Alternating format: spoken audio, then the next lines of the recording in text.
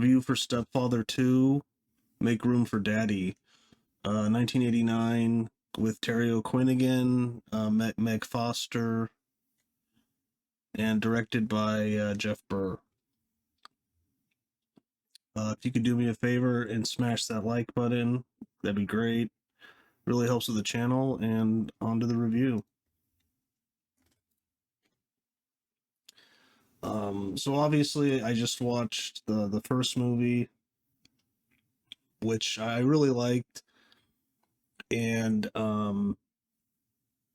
spoilers, but if you watch the first movie, at the end he gets shot twice and stabbed, and you're like, okay, he's dead. But I knew there was a second one and the third one, but I don't think I'll review the third one because it's not Terry O'Quinn, and it's just cheesy. But so this one, he's back. It's a little cheesy because it's like, you think you'd be dead, but he's in a mental institution. Synopsis: after escaping the insane asylum in which he was incarcerated, Jerry Blake, Terry O'Quinn, impersonates a marriage counselor and manages to win over a patient, Meg Foster, and her young son, Jonathan Brandis. So yeah, he's in the mental institution, and a ridiculous scene with this counselor who, like, really wants to believe that this guy is cured because he excuses the guard that's in the room with him, and then they get to talking. He asks him some questions, and then it cuts to Terry O'Quinn in like the shop making like a little house, and then he brings it in and to the counselor, and he shows it to him, and he's really excited because he thinks he's getting better. And then all of a sudden Terry O'Quinn throws it on the ground and breaks it, and then he's about to call in the guard again, and he's like, no, I wanted to show you that I could put it back together. And then he puts it all back together. He's like, oh, that's nice. And then he's like writing in his notebook, and then of course a thing like a statue that was of Terry O'Quinn pulls it out, has a little knife on it, stabs the guy in the neck. He calls in the guard, kills the guard, takes his outfit, and escapes. So it's a little beyond disbelief, beyond belief, but it's basically the same movie, and it's not as good. I didn't hate the movie, but it's not as good. I was looking into some stuff about the production. It had a smaller budget. It looks like a TV movie pretty much, and apparently it was shot to be straight to video, but it got a limited theatrical run. But again, Terry O'Quinn, he's great in it. He's a really talented actor. I think he's really enjoys this role. I guess doing a third one was just too ridiculous, and probably less money because apparently they're like, we can make this really cheap. We can make a quick buck, which apparently it did, but not as good as the first. Yeah, cinematography's kind of boring. Nothing much to talk about there. And I watched it on Tubi, and the cut I saw, it was like in like 4:3. It was like, it's like in 4:3, like a box. I thought that was a little weird. I don't know why. I doubt that's how it was supposed to be presented, but that's how it was when I watched it. Because the first one I watched on Tubi also, and it's just looked like a normal movie, but yeah, and Terry O'Quinn escapes. He is impersonating a counselor, or he says he's a counselor with, I guess, no credentials, but right away there's a murder. He kills this guy, this like businessman kind of, that that has a car 'cause he needs a car, and he's putting stuff in his trunk, and he's like, "Oh, here, I can help you." And he's like, "Oh, thank you," and then he kills the guy. So, um, this one maybe has a little bit more of like a slasher kind of feel, but he doesn't kill that many people in it, so I think maybe they're kind of going for more of a slasher feel. He relocates. This movie is missing the investigative part of the first movie, where his ex-wife had a brother and he's trying to track down Terry Quinn. This movie, that isn't the case. He relocates and he meets Meg Foster, who I've seen in other stuff. She has very striking blue eyes, like very beautiful woman, very striking blue eyes. And he meets her, and he leases a house from her because she is a real estate agent, and he lives across the street from her, and they kind of strike up and she has a son too, strike up a romance, and pretty soon they're dating. He kind of runs this group therapy session for women, and they all come to his house, like 5 or 6 of them, and then he kind of just listens to their problems. One of the women is Caroline Williams, who's really good in this. In fact, maybe should have been in it more, maybe. Um, okay, she's in Renfield. I didn't realize that. But really good actress. She is like the best friend of Meg Foster. Days of Thunder.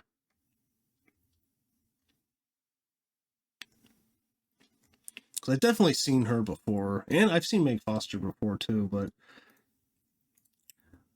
And she's in the therapy session, and she starts to, I don't know, kind of think that he's not really listening to her when she's talking, and she starts to suspect that he isn't as he seems. Uh, when Meg Foster's like, "We're gonna get married," she's like, "You don't even know this guy. Are you sure he's even really a therapist?" And so she starts to kind of dig into what's going on.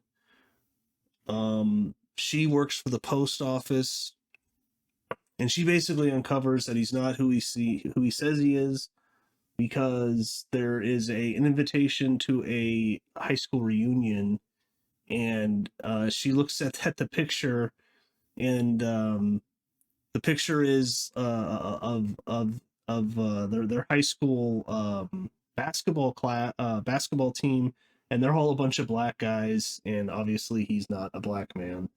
So the gig is up. He tells her, "Okay, I'll tell her, I'll break it off."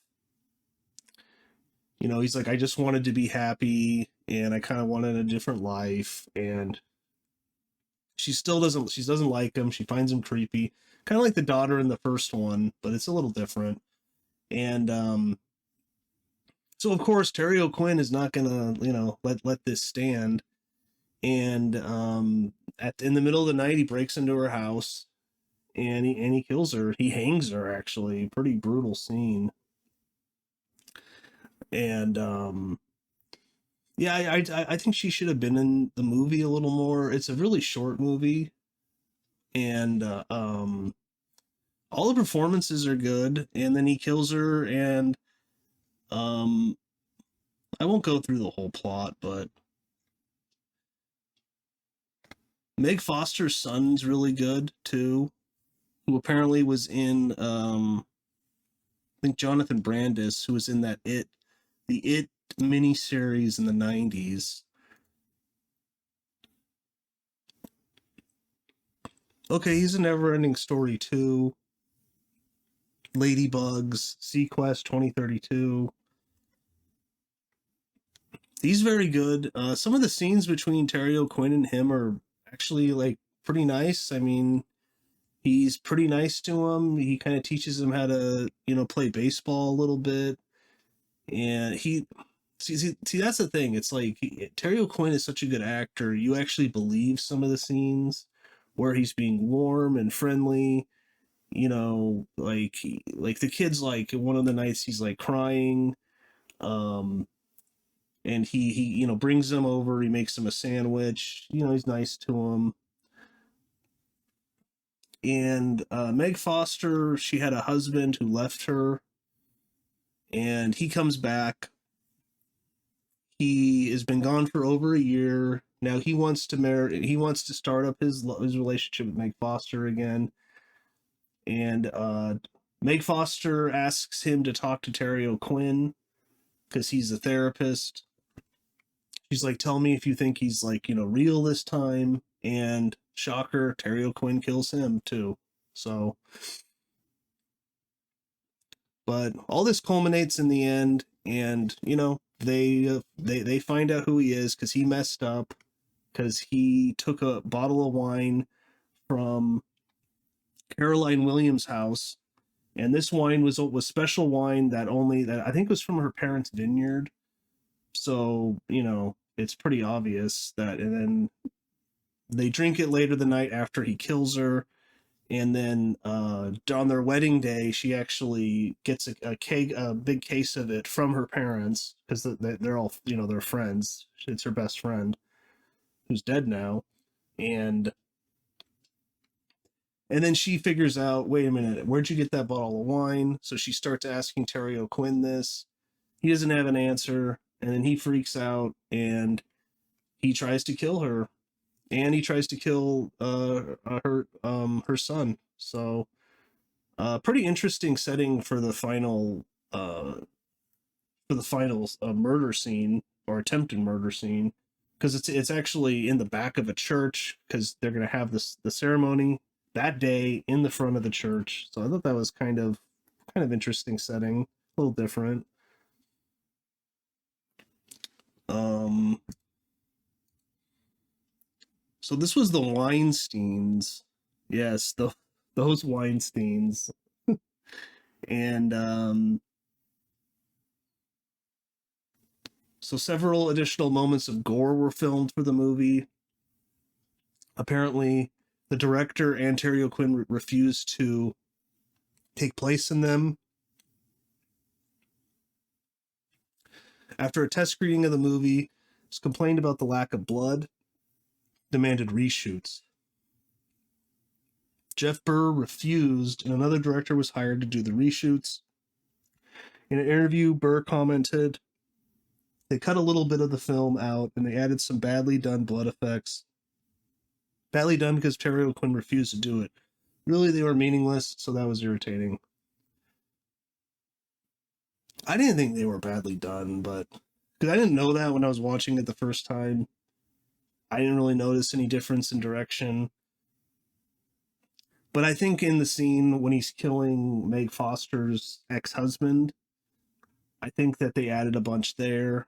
Um, but I don't know. I actually thought it was kind of good use of cinematography because when he's killing a bunch of blood goes all over a light bulb and the whole room turns red. Like I thought that looked pretty interesting. And then the bulb breaks and it all goes black. So I thought it was okay, but I could see why that would piss you off though. Movie was made in 4 months, like the whole thing, I think. So pretty quick.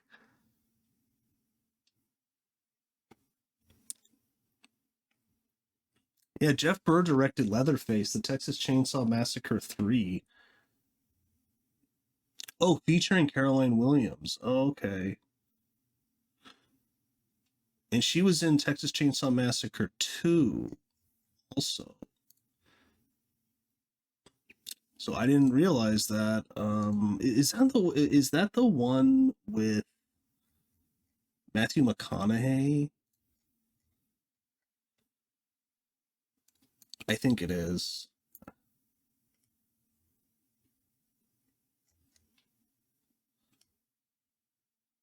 Okay, yeah, it is. It has Viggo Mortensen. Yeah, where's McConaughey on the IMDb? Did they take him off?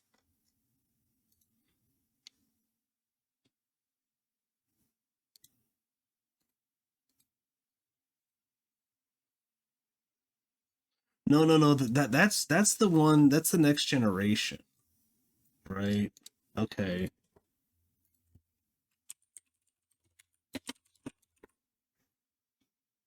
I don't know, but I don't know if I've seen this one. So yeah, Texas Chainsaw Massacre 3. I don't know if I've seen that one. I thought that was the one with Matthew McConaughey, but here, I don't know. Maybe they just took his name off of it.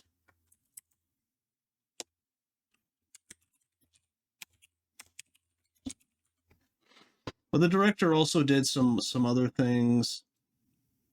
He did Puppet Master 4 and 5. Just a second, I'm trying to find out. Okay, that's the fourth one, The Next Generation. I actually kind of like that movie because it's so bonkers and weird. I don't know. I don't think I've ever seen the third one. So okay. But he did see Jeff Burr, the director. Yeah, did Texas Chainsaw Massacre 3, Pumpkinhead 2. I don't know if I've seen that one. I've seen Pumpkinhead 1, Puppet Master 4, Puppet Master 5, which I'm not a big fan of Puppet Masters. Those just are terrible. Oh, Beetleborgs. I used to watch that back in the day. He did a few episodes of Beetleborgs. And he did Puppet Master Blitzkrieg Massacre. That was 2018. So I don't know. It's directed, competently, but I think they had a much smaller budget, and it seems like the producers really weren't great to work with, which you hear about that a lot. So I don't really blame him for my negatives about the movie, but it is kind of shot as a TV movie. Some of the acting is a little, Meg Foster maybe is a little bit soap opera-y, but she's okay though. But definitely the standout is Terry O'Quinn again. Just having, the time of his life. You can tell he loves playing this character. But he didn't return for the third one, which I think's good because you're kind of pushing it too. Because, he has some pretty bad stab wounds at the end of this. He had some pretty bad wounds in the first one at the end. So it's like he keeps surviving and then escaping. The third one is played by a different actor, and it's just I haven't seen it, but the synopsis says he he does facial reconstructive surgery, so it's just totally cheesy. But for the second one, solid little movie. Nothing amazing though. First one's definitely much better, but definitely if you're a fan of the first one or of Terry O'Quinn, maybe from Lost or something, check it out. Stepfather 2, 1989, directed by Jeff Burr. So, but that's about it though, and I'll see you next time.